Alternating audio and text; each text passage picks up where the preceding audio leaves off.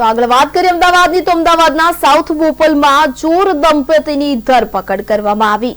Caretaker તરીકે કામ કરતી મહિલાએ પતિ સાથે મળી ચોરીને અંજામ આપ્યો હતો। આશરે 8 લાખથી વધુની કિંમતના દાગીનાની ચોરી કરી હતી। તો કેરટેકર તરીકે કામ કરતી મહિલાએ પતિ સાથે ચોરી કરી હતી। તો અમદાવાદના સાઉથ બોપલમાં ચોર દંપતીની ધરપકડ કરવામાં આવી છે।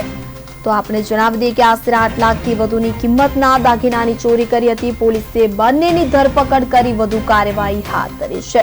તો દંપતી મૂળ રાજસ્થાનના હોવાનું સામે આવ્યું છે। તો અમદાવાદના સાઉથ બોપલ વિસ્તારમાં ચોર દંપતીની પોલીસે ધરપકડ કરી છે। કેરટેકર તરીકે કામ કરતી નિકિતા ડાયબા નામની મહિલાએ તેના પતિ સાથે મળીને કે જ્યાં કામ કરતા હતા તે ઘરમાં ચોરી કરી હતી। આશરે 8 લાખથી વધુની કિંમતના દાગીનાની ચોરી કરી હતી કે જે બાદ પોલીસે બંનેની ધરપકડ કરી વધુ કાર્યવાહી હાથ ધરી હતી। તો દંપતી મૂળ રાજસ્થાનના હોવાનું સામે આવ્યું।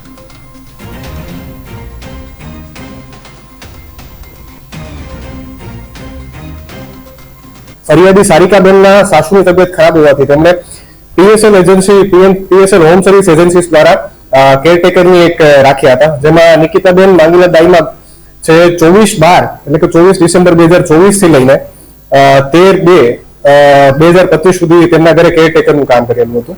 તે દરમિયાન થોડા ટુકડામાં કરી અને આશરે લગભગ 8.5 જેટલા મુદ્દા માલની સોનાના મતાની ચોરી કરેલી છે, જેની અંદર મંગળસૂત્ર, સોનાનો સેટ છે, તેમની બંગડીઓ, પાટલા અને વિવિધ સોનાના ઘરેણાની તેમણે ચોરી કરેલી છે અને આરોપીનું ઘર